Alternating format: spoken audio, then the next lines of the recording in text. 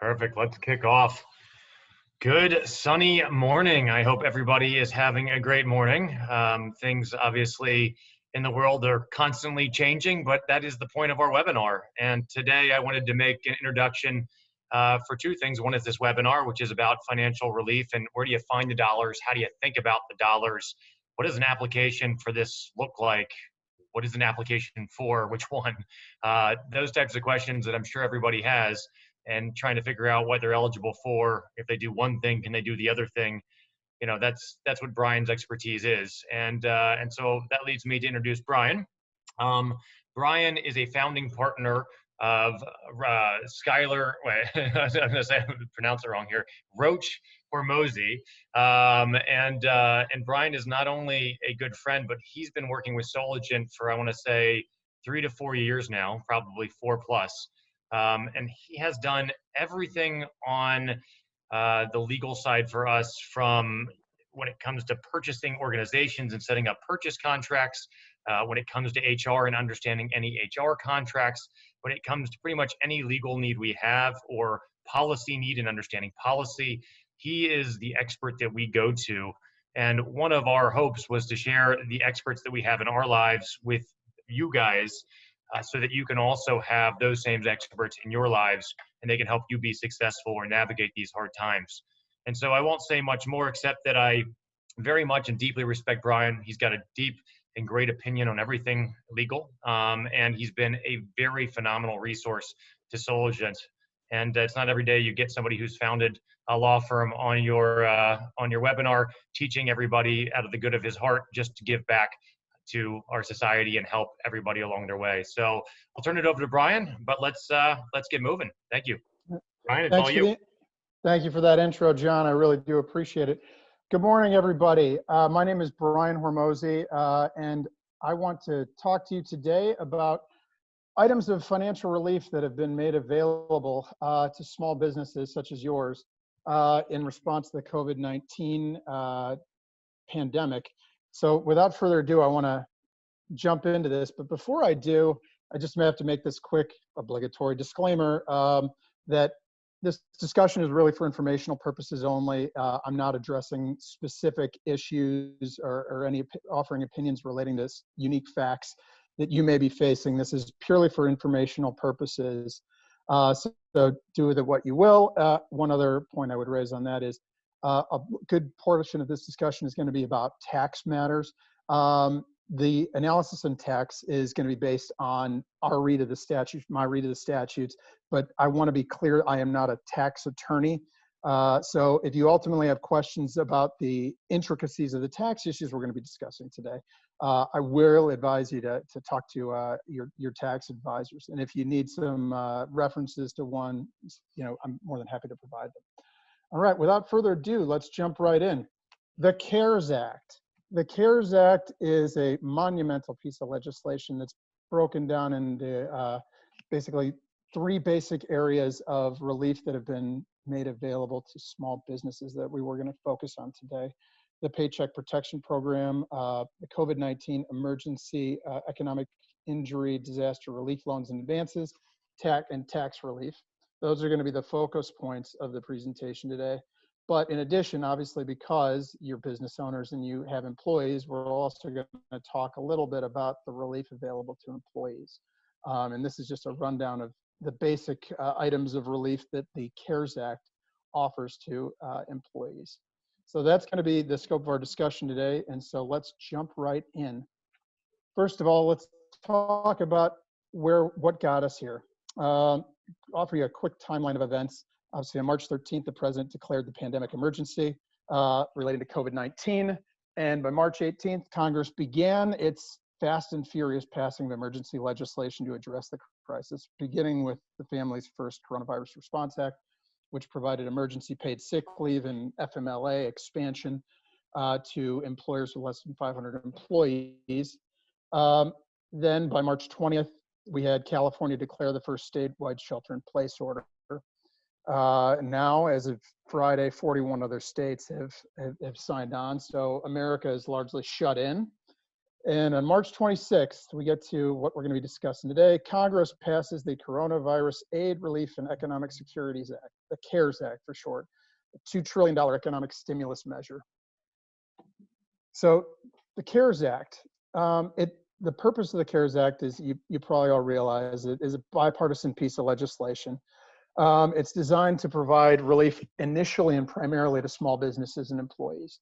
It also has other components which aren't really relevant to our presentation today, designed to protect particular sectors of the American economy, particularly hard hit, airlines, for example, and transportation. For employers contemplating workforce tightening measures in a very unstable environment, the CARES Act offers relief in a number of ways to meet payroll obligations, pay rents and utilities, and other needs that you have along the way that have been impacted by the circumstances around the coronavirus crisis. One highlighting point is that the relief we're going to be talking about today is temporary. Remember, loan programs end at the latest on June 30th, 2020, but don't let that fool you. They're going to actually very likely run out of money before then. So it's imperative that as we go through these topics, you realize that the time for action is now. If you think that if you have need and you qualify, or you think you could qualify, the time is now to pursue those options before funds are exhausted. All right. So as I mentioned, we got our three basic components here. The Paycheck Protection Program loans. That is our option one. That's going to be the focal point of our discussion initially. Our option two item is the Economic Injury Disaster Relief loans and advances, both of which are run by the Small Business Administration. And the third component we're going to talk about, I call that option three, is the various forms of tax relief.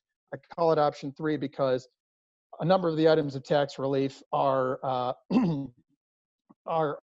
available only if you don't pursue options one or two. And also the relief available is not as immediate to assist you. So that's going to be what we're going to go through. Let's jump right in with the Paycheck Protection Program loans. What is the Paycheck Protection Program? Put it basically, federally guaranteed forgivable payroll loans. Congress committed 350 or just under 350 billion to this program to fund loans to cover payroll for small businesses for a short period of time. It's a temporary expansion of existing powers of the SBA and their S7A loan program. The act is delegating authority for making these loans in order to expedite their processing to the banks and financial institutions that are participating in SBA loan programs. I've provided here a link for you. If you don't have a particular provider or banking institution you work with now, a list of participating SBA lenders in this link below. You can find them that are closest to you and identify ones that you may want to contact to the extent you haven't already. All right, so the program offers up to 2.5% of average monthly payroll costs over the past year for a maximum of $10 million. So either it's 2.5 times your average monthly payroll costs, and we'll discuss how that's calculated today, up to a maximum of $10 million. It also provides, and this is a key component for businesses, forgiveness for up to the full amount of the loan if it's used for the qualified purposes for which the loans are designed. So in short, free money if you use it correctly. Other key terms that are worth definitely noting: there's no collateral required for these loans and no personal guarantees. There's no upfront fees, and principal and interest payments on principal and interest are deferred for 6 months. The loans are 100% forgivable if used for their qualified purposes within 8 weeks of funding. So it's important to remember that you're going to have to use these funds to the extent you apply for and receive them within 8 weeks of getting them. The interest rate on the loans, to the extent there are amounts not forgiven, is going to be 1% per year, and the loan repayment term for these on amounts not forgiven is going to be 2 years. Ultimately, not bad terms if even there is any portion that's not forgiven, but important to note. Okay, eligibility. Am I eligible? The short answer is very likely yes, provided you have 500 or fewer employees, counting full and part-time W-2 employees. You're a small business concern, which means that you're independently owned and operated, and you're not quote unquote dominant in your field. You also have to have been in operation as of February 15th, and either had employees for whom you paid salaries or payroll taxes, or you paid independent contractors on a form, on a 1099. It also provides it's also accessible by sole proprietors and independent contractors as well. And we'll discuss that in a little more detail. Other components of eligibility, which were not initially included in the Act, but are reflected in the application, are identified here in the last 4 points. The borrower owner of the applying company can't presently be involved in any bankruptcy or be restricted or declared ineligible by any federal agency from participation.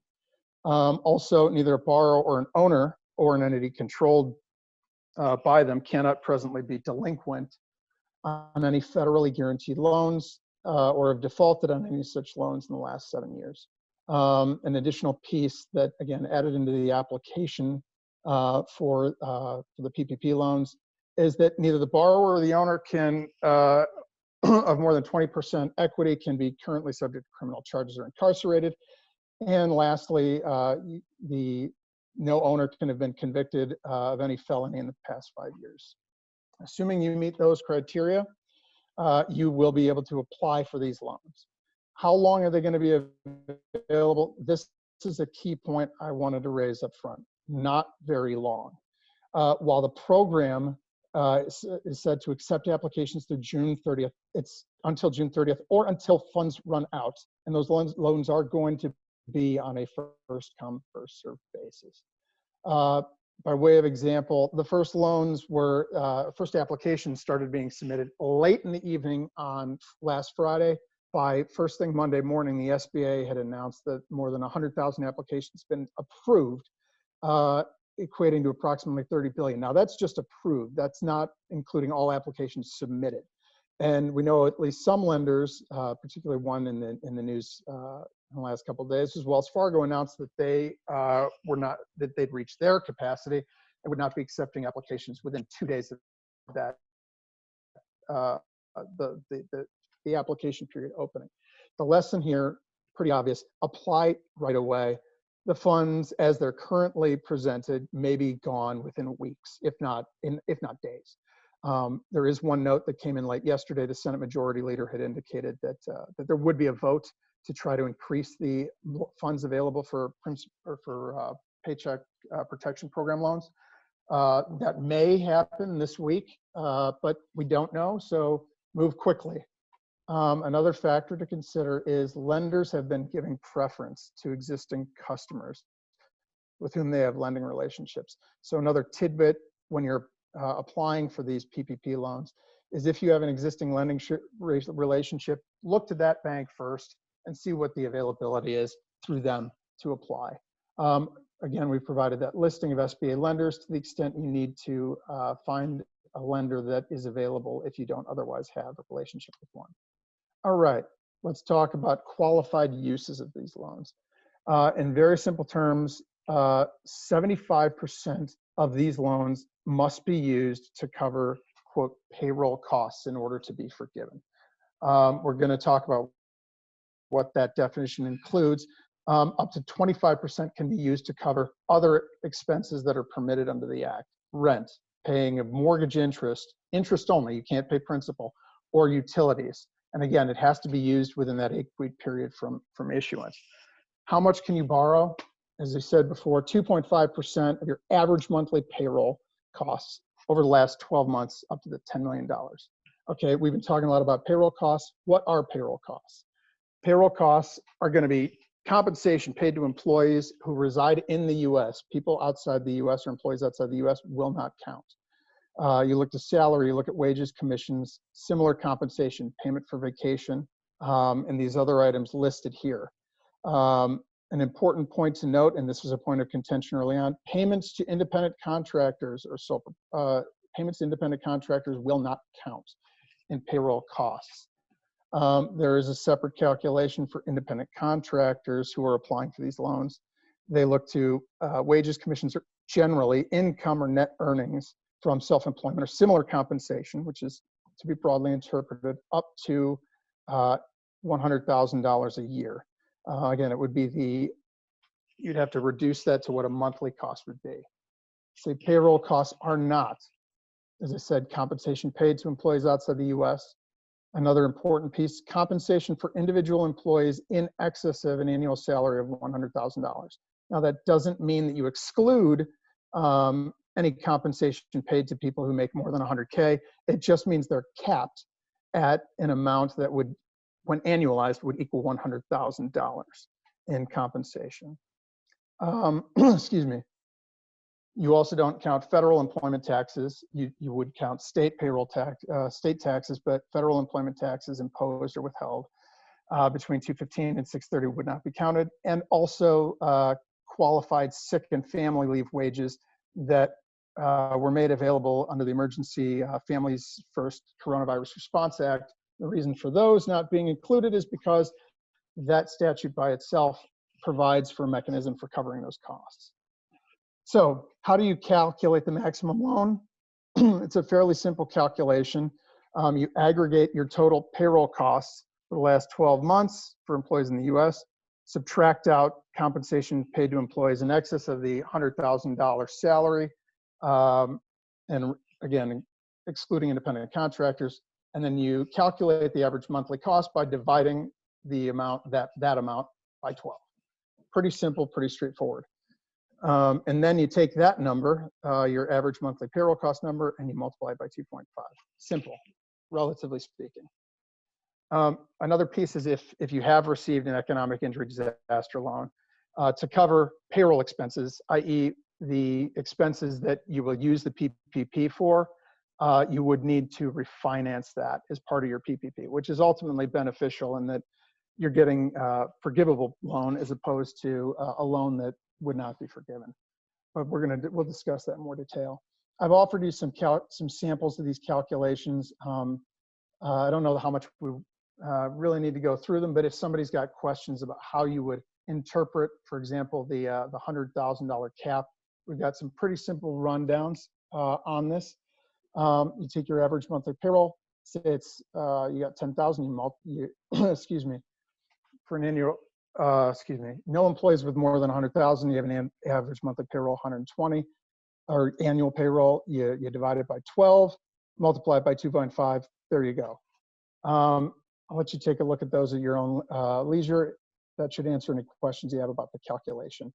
We've also provided this summary of how you can estimate what your maximum loan availability is going to be. And this is how it would apply. Again, you look at your salary, wages, and commissions, knocking off the amounts in excess of $100,000. You apply your group insurance, you apply retirement benefit costs, state and local taxes. When you put those together, you divide that by 12 and you multiply it by 2.5, and there's your maximum loan amount. And we'll provide you a copy of this form if you want to use it for your calculation purposes. This is a form that we have prepared, so it's not an official document from the SBA, but it provides you with the framework to use. All right, so loan forgiveness. PPP loans are 100% forgivable if used for qualifying purposes, with some caveats that may reduce but will not eliminate forgiveness. Amounts not used for qualified purposes, obviously, if they're not used for payroll costs or expenses, are not going to be subject to forgiveness. Those will ultimately be excluded when you apply for forgiveness.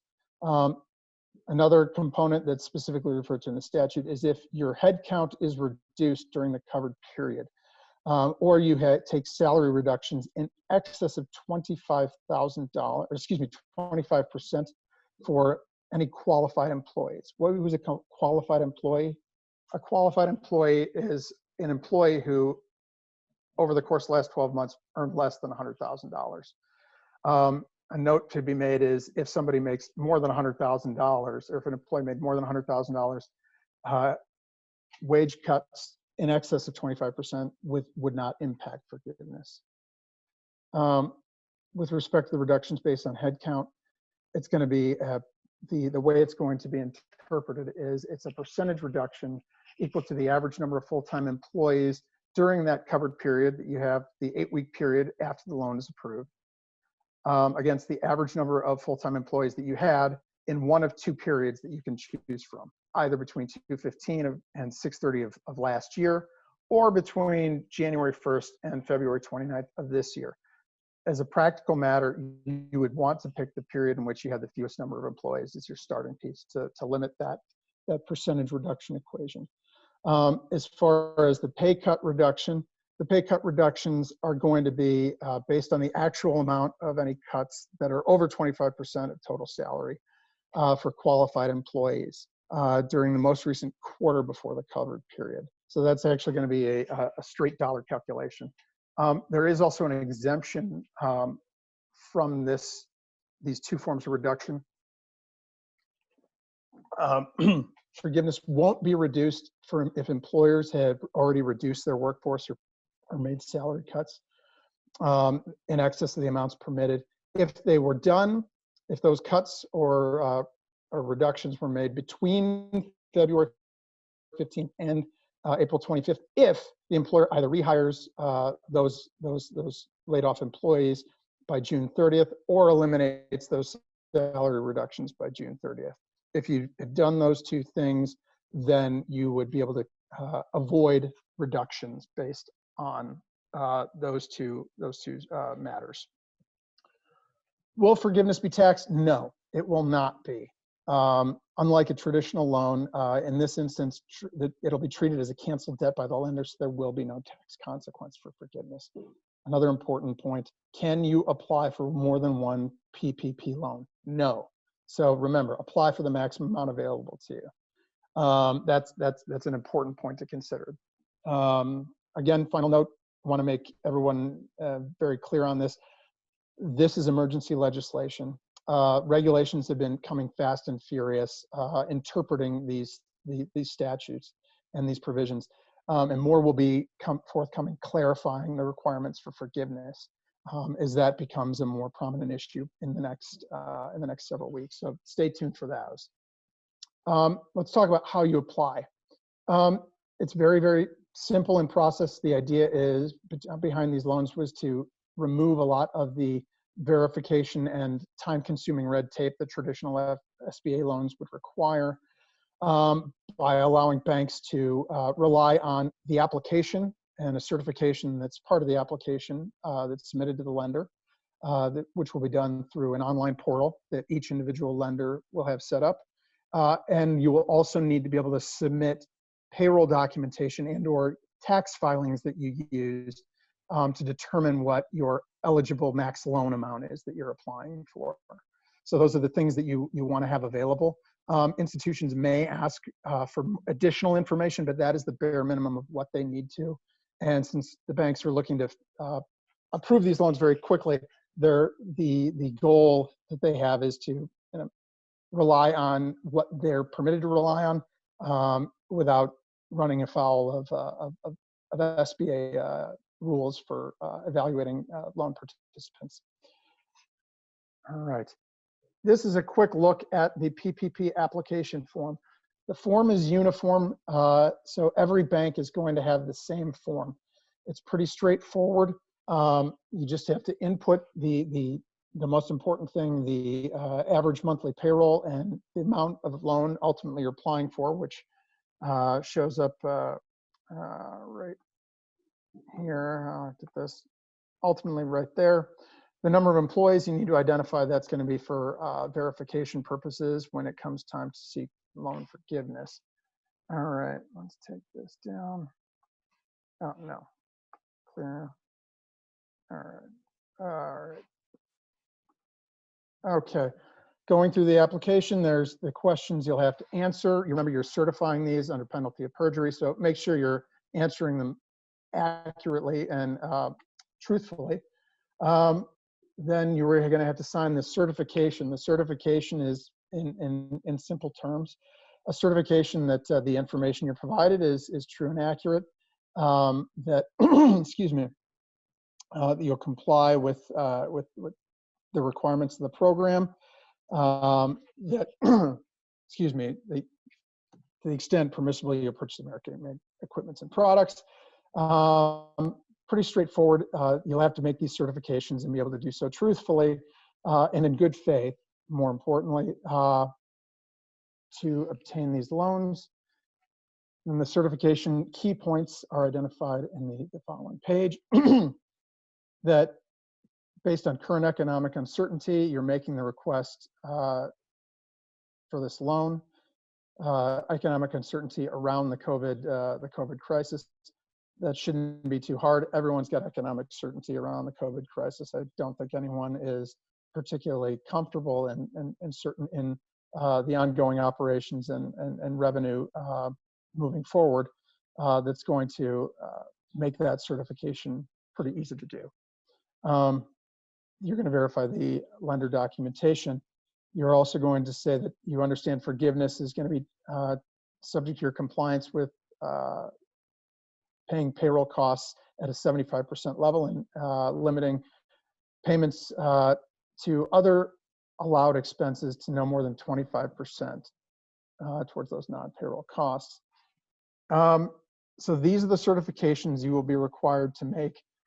Keep in mind, if the certifications are false, that the penalties are potentially very severe. But that is what you'll need to submit through your lender.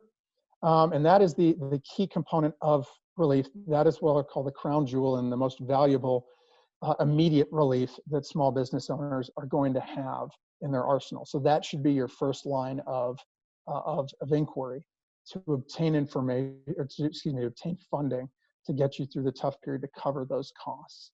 So you can save any other reserve you have for a rainy day down the line when those are used up. But there are other options. The next option we're going to talk about here, option 2, COVID-19 economic injury disaster loans and advances. The CARES Act expands an existing program for economic injury disaster loans that are available directly through the SBA. I've provided you with a link to the application. Those applications are done directly online to the SBA. The EIDLs provide small businesses with working capital loans of up to $2 million. These are a bit more flexible than the PPPs, as we're going to talk about. Let's move in. An important new component to EIDLs for the COVID-19 variation is that the CARES Act allows applicants to request loan advances up to $10,000 at the time they apply. Those advances are going to be available to you within 3 days of successfully applying, and I don't say being accepted, but successfully applying for a COVID-19 EIDL loan. The advances can be obtained based on credit score and certifications that are submitted that the amounts needed are needed to provide paid sick leave, maintain payroll, or cover rent. It's an immediate form of relief, relatively small dollar amount, but it's money that's there. And critically, the EIDL loan advances do not have to be repaid if your loan is subsequently denied. So even if you don't get an EIDL, you don't have to repay that $10,000 advance if it's used for the purposes it's intended.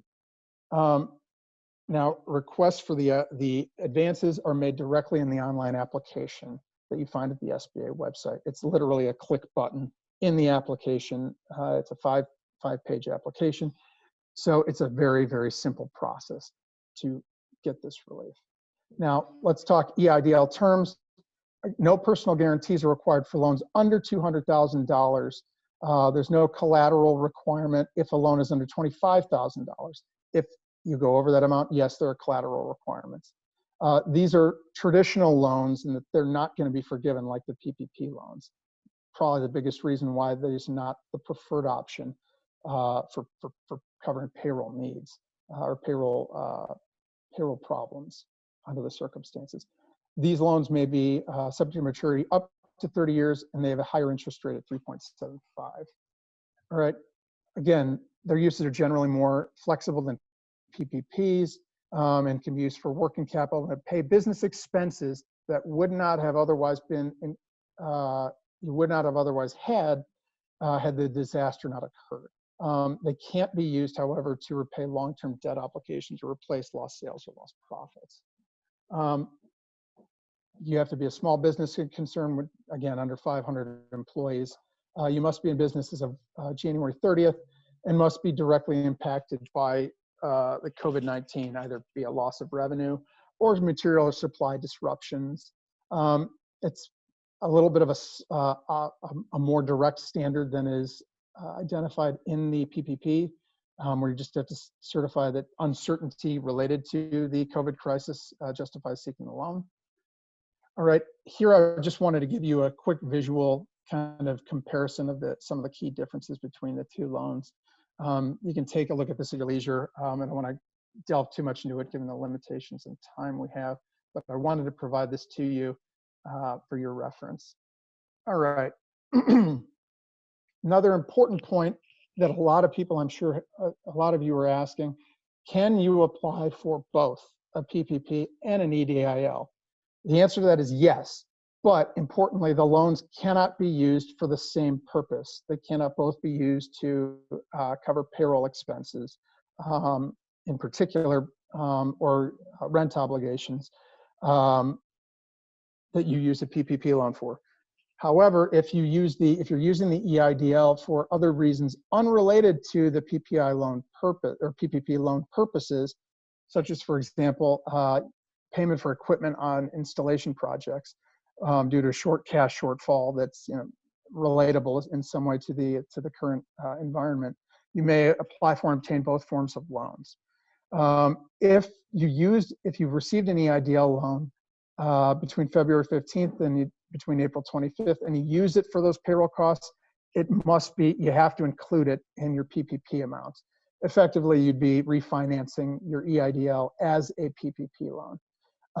Another important point to note is if you receive that EIDL advance, that amount, whether it be $10,000 or less, will be deducted from any forgiveness amount on a PPP loan that you subsequently receive.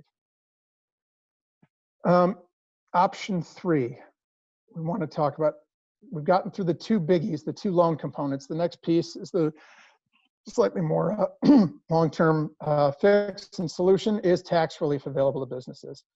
The CARES Act does provide tax relief and intended to help sustain your workforce and shore up some working capital for businesses, particularly those that are fully or partially shut down or substantially harmed by COVID-19. Some of the tax relief that we're going to talk about is not available if you received a PPP loan and forgiveness of that loan. These are also, to be just clear, provisions are subject to forthcoming guidance. The IRS is going to be providing additional information about these, and some has come out just yesterday, and those are still being digested. So you're going to want to consult with your tax advisor in short order if you think that these tax incentives or these tax relief options are something that you can pursue, or if you don't receive either the two loans we've discussed. First and foremost, the deferral of certain employment taxes. Upfront, this is not available if you get PPP loan forgiveness, but the CARES Act allows businesses to defer payment of the employer portion of the Social Security's tax. So not all employment taxes, but just this portion representing 6.2% of wages from March 27th until the end of the year. That's the day the law was enacted until year end. For self-employed person, the applicable employment tax, 50% of self-employment tax based on 12.4% of self-employment income. Deferral, excuse me, again, does not apply to employee income tax withholding. That is going to be potentially subject to additional interpretation. There's some variances in the way tax experts have read into this. Again, I'm not a tax expert, so I go based on the language of the statute and my read of it. So again, if you have any questions regarding the application of these tax relief programs, you're going to want to check with the tax advisor. Don't certainly rely on just what I'm telling you. Half of deferred taxes are going to be due then the following year, if you choose to do so, on December 31st, 2021, with the remainder of that deferred tax, employer tax burden would be coming due on the following December 31st in 2022. If you instruct your tax preparers to go ahead and proceed with the deferrals, just remember that ultimately, if for some reason or other, if the deferred taxes aren't timely paid, you as the taxpayer would be responsible for that. Next form of tax relief, employee retention tax credits. Again, this is not available if the PPP loan forgiveness is obtained by you. This applies to employers whose business is fully or partially suspended due to COVID-19, or experienced more than 50% or more of a decline in gross receipts during any calendar quarter in 2020 versus the same quarter in the prior year. This particular provision, I'm just going to say up front, is particularly convoluted. And again, this is going to be subject to further refinement by the IRS. If you're going to seek this type of relief, you're going to want to consult with your tax advisor to get guidance on how much it actually is really going to benefit you. Again, it's tied, like the deferral, it's not tied to the entirety of tax, but an employer portion of Social Security tax. And there's limits to its coverage to $10,000 of wages, of qualified wages, paid to employees. I think that's given the timing, I'm going to move on here, but this is an option available if you don't pursue the PPP, really. One option of tax relief that is available even if you get a PPP or an EIDL is going to be the carryback of net operating losses. Significant change in temporary, but significant change in the tax code that will let employers carry back net operating losses they've had from the past 3 years back a period of 5 years to offset income from those years and potentially allow a refund. With respect to that piece, you're going to want to consult with your accountant to see if this option is available. Again, there's a limited window of time in which you can pursue this, and it ultimately will not be immediate relief, but it is going to be relief, and any dollars you can get, you're going to want to take advantage of. Other tax relief that's been available, not under the CARES Act, but as I'm sure all of you are probably aware by now, federal tax deadlines have been extended. California has extended all tax deadlines 90 days. So those are all going to be coming due July 15th, 2020. And the first quarter installment of state employment taxes for employers with under $1 million is automatically deferred to July 31st. That's another step California has taken. California also has a program available at the request of taxpayers for small business relief payment plans that would allow 12-month interest-free deferral of sales and use tax liability up to $50,000 for businesses, and this is limited, with less than 5 million in taxable sales annually. Requests can be made at the link we've attached here, so you can take a look at that if that applies to you. Having gone through the relief available to employers, obviously another important component for you to be aware of, which unfortunately we don't have really much time, so I'm just going to discuss it really briefly, is there is a number of items of relief available to employees through the CARES Act. One that everyone's aware of, individual recovery checks, which are going to be advances on tax refunds, up to $1,200 for single taxpayers and $2,400 for married couples, plus $500 for child. Those amounts phase out for anyone who has income over 75, and phase out $75,000 for individuals and 150 couples. And relief is completely unavailable if an individual makes over $99,000 or a couple makes over $198,000. Also, there is emergency supplemental unemployment assistance that's been made available. Essentially, the government is kicking in up to $600 a week for 39 weeks on top of state unemployment benefits that are available to people who are either laid off or who are furloughed for due to work slowdowns related to COVID-19.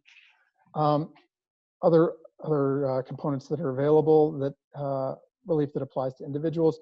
There's support for work sharing agreements.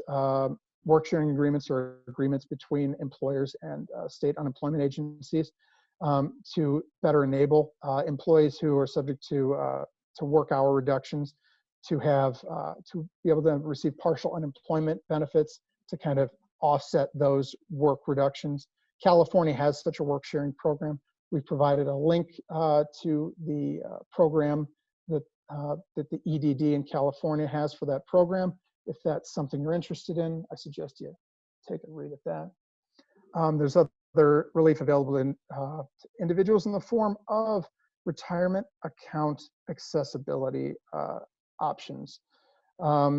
Basically, employees with who have need for emergency funds are going to be able to, if they need to, tap qualified retirement accounts without receiving 10% withdrawal penalties up to $100,000, which typically would be $50,000. It's been increased to $100,000, or if they have less in their retirement account, up to the maximum full amount available. The distributions and the tax consequences of those, there are still ultimately income tax consequences, but those can be then spread out over 3 years as an individual may choose. They could also recontribute those funds within 3 years and to a retirement account within 3 years without any regard to caps on contributions. Typically that would be a 60-day window. It's been increased to allow people to reinvest amount they had to take out for emergency purposes.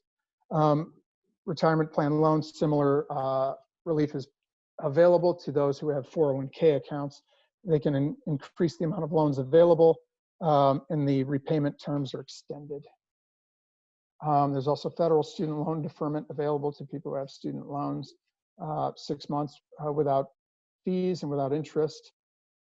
You have there's a moratorium, excuse me, I'm rushing through this because I want to get to our end so I can answer your questions. Moratorium on foreclosures, limited moratoriums on foreclosures for 60 days for people who have, people who have federally backed mortgages. They will also be able to request forbearance of up to 80 days without incurring penalties or additional interest due to COVID-19, regardless of their state of delinquency. That's a good benefit. Also, people who own apartment buildings who have federally backed mortgages can seek forbearance for periods up to 90 days and 30-day increments. If those people do take such forbearance, they can initiate evictions during those times. So with that, and I know I've kind of been running through these last bits, but quick closing thoughts. Again, move quickly on applying for PPP loans with an SBA lender. Those funds are going to disappear sooner rather than later. Consider whether or not the EIDL advance, if you have a need to consider that as an option, and talk to your tax advisor to assess whether you qualify for tax relief. Lastly, remember, be safe, be smart, and everything we're dealing with right now eventually will pass.